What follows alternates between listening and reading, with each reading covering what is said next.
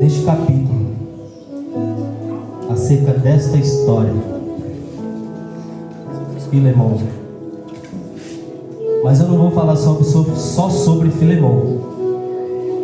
Nós iremos falar também sobre Paulo e Onésimo. Todo mundo achou? Amém. Amém. Vamos lá. Versículo 1. Paulo, prisioneiro de Jesus Cristo, e o irmão Timóteo, ao amado Filemão, nosso cooperador, e a nossa irmã Áfia e a Arquipo, como companheiro, e a igreja que está em tua casa. Graça a vós e paz da parte de Deus, nosso Pai, e da do Senhor Jesus Cristo. Graças dou ao meu Deus, lembrando-me sempre de ti nas minhas orações, ouvindo a tua caridade e a fé que tens para com o Senhor Jesus Cristo e para com todos os santos, para que a comunicação da tua fé seja eficaz, do conhecimento de todo o bem que em vós há, por Cristo Jesus. Tive grande gozo e consolação da tua caridade, porque por ti, ó irmão, o coração dos santos foram reanimados. Pelo que, ainda que tenha em Cristo grande confiança para te mandar o que te convém, todavia peço-te antes, por caridade, sendo eu tal como sou, Paulo, o velho, e também agora prisioneiro de Jesus Cristo, peço-te por meu filho Onésimo, que gerei nas minhas prisões, o qual noutro tempo te foi inútil, mas agora a ti e a mim muito útil. Eu te tornarei a enviar, e tu torna a recebê-lo como ao meu coração. Eu bem quisera conservar comigo, para que por ti me servisse nas prisões do Evangelho. Já não é mais prisão dele, é a prisão do Evangelho. Versículo 19. Eu, Paulo, de minha própria mão o escrevi, eu o pagarei.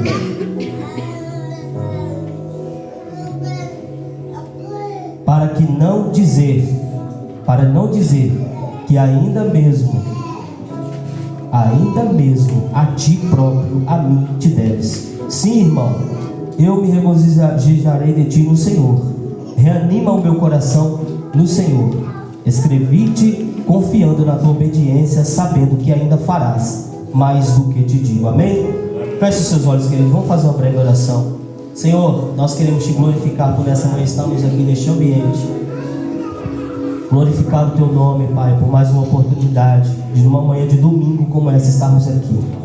Senhor, que a tua presença esteja conosco, que o Evangelho possa nessa manhã causar transformação, reconciliação e salvação para a glória do teu nome, Pai, em nome de Jesus Cristo. Amém.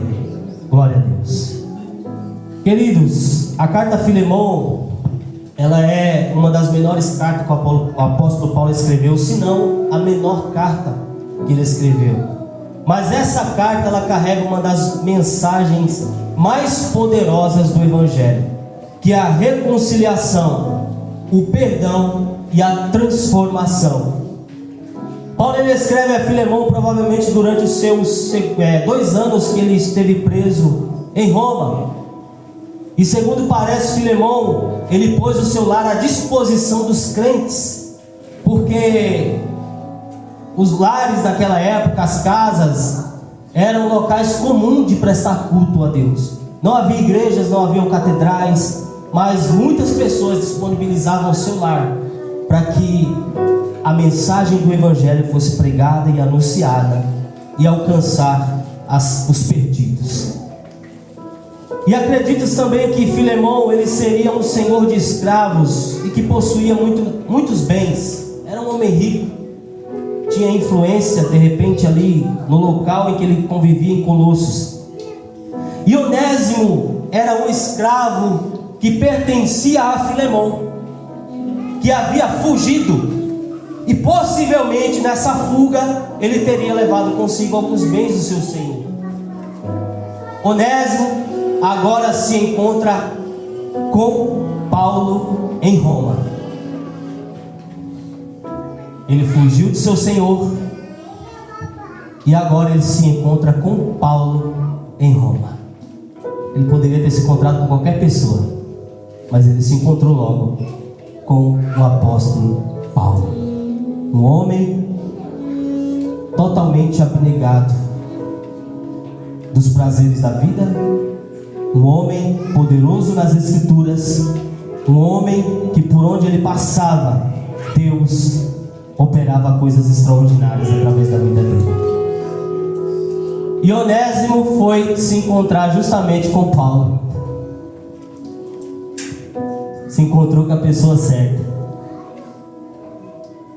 E Paulo ele escreve essa carta pedindo por humildade e amor que o aceite de volta.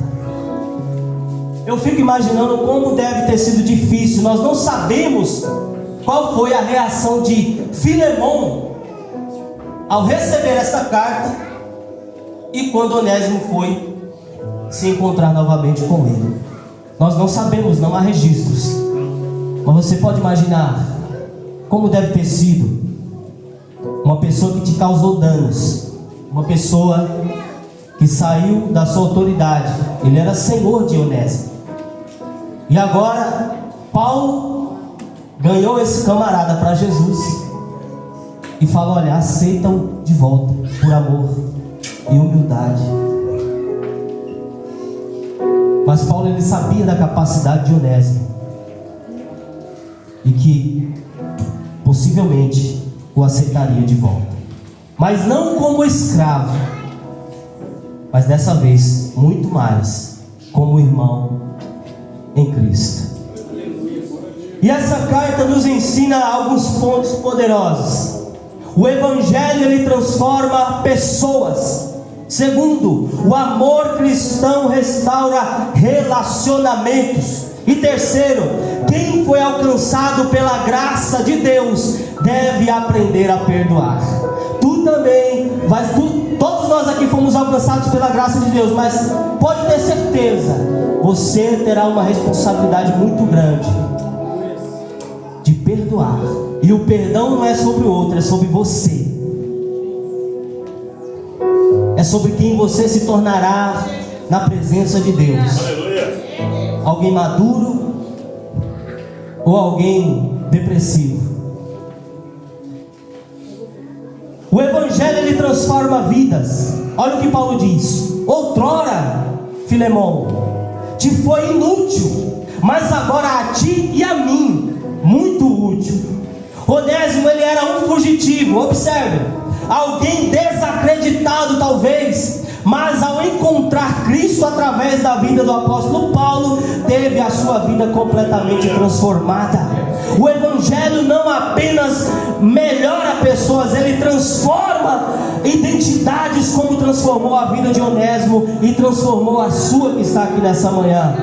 Paulo faz um trocadilho, olha que interessante, com o seu nome, e apresenta Onésimo como alguém transformado pela graça de Deus. Ele diz: olha, Filemão, ele era inútil para você, ele era um escravo, de repente ele não era obediente, de repente ele não conhecia a palavra de Deus, mas agora ele foi transformado por Cristo, e agora ele é muito útil, não só a mim, mas também será útil para você. E o nome Onésimo no grego significa útil, proveitoso ou vantajoso. Olha o trocadilho. Paulo pregou o evangelho para Onésimo, ele foi transformado, agora ele passou a ser útil na presença de Deus.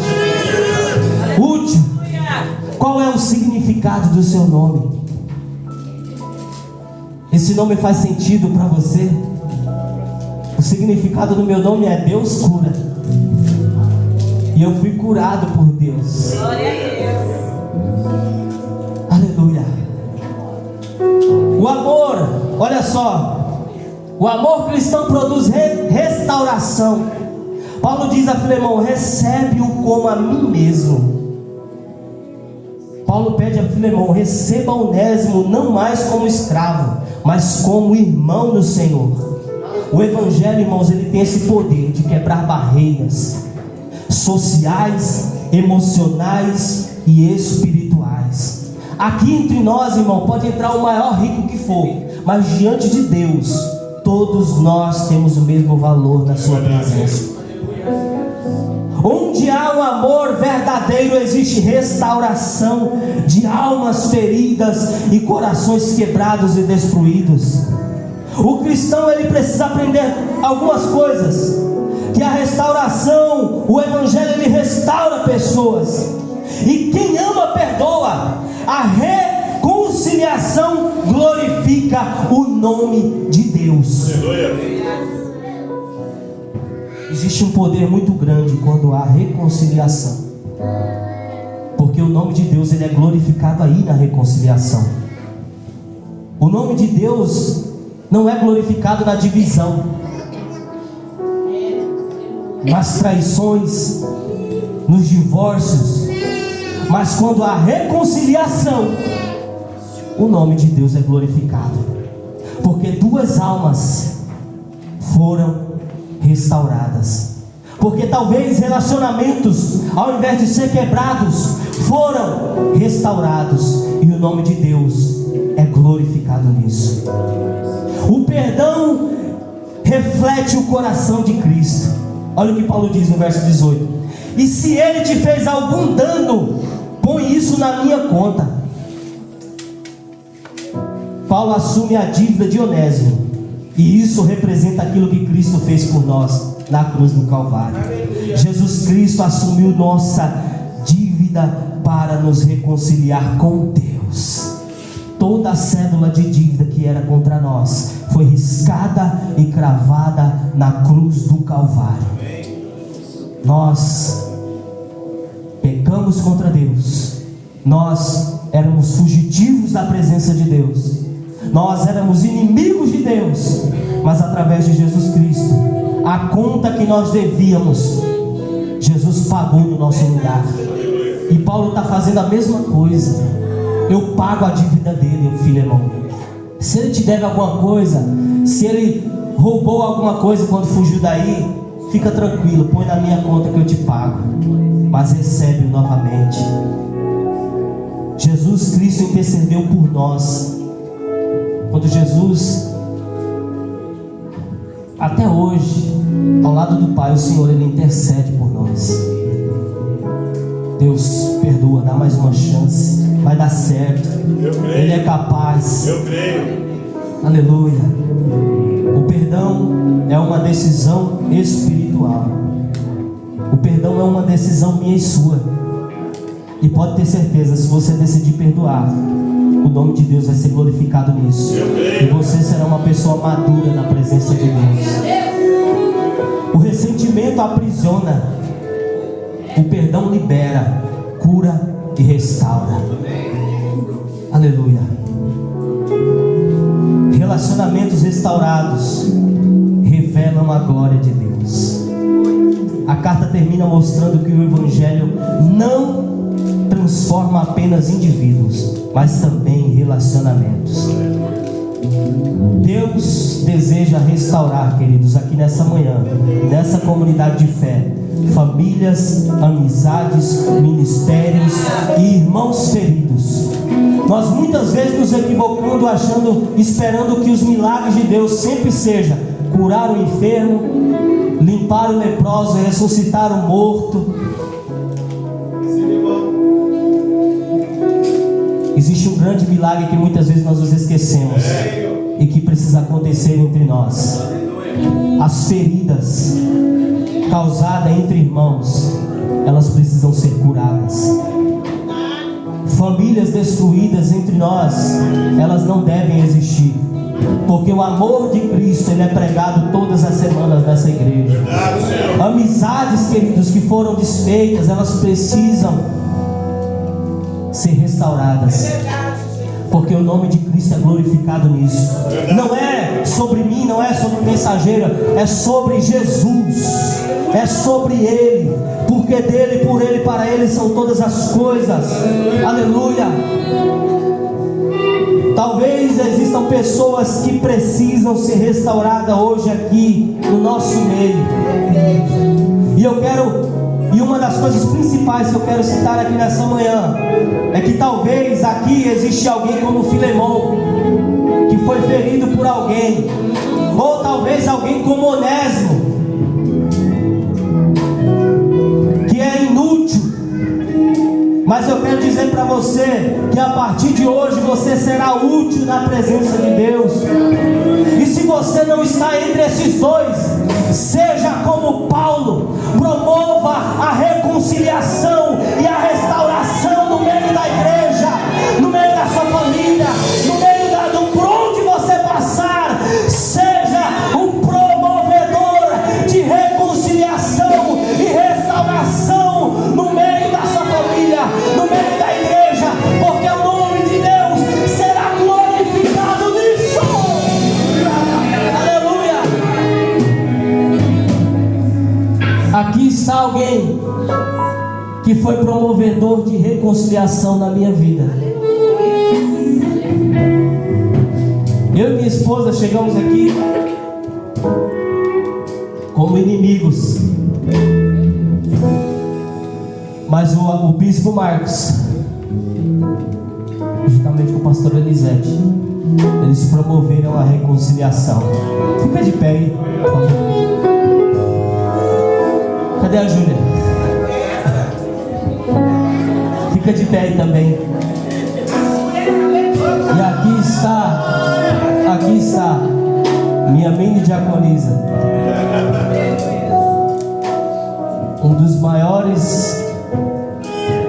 uma das maiores respostas de Deus acerca da transformação que Deus fez na nossa vida. A nossa reconciliação ela foi verdadeira. E a restauração que Deus fez na nossa vida foi verdadeira. Nós não queríamos ter filhos, nós não queríamos, mas hoje nós temos, porque Deus nos alcançou e restaurou a nossa vida. É disso que nós precisamos. Às vezes a gente espera que Deus faça um milagre, cure, restaure. Ei, Deus quer curar o seu ego, querido. Deus quer transformar a sua vida. Esqueça tudo, esqueça tudo. Seja curado você aqui hoje, pelo amor de Deus. Se dispõe a ser alcançado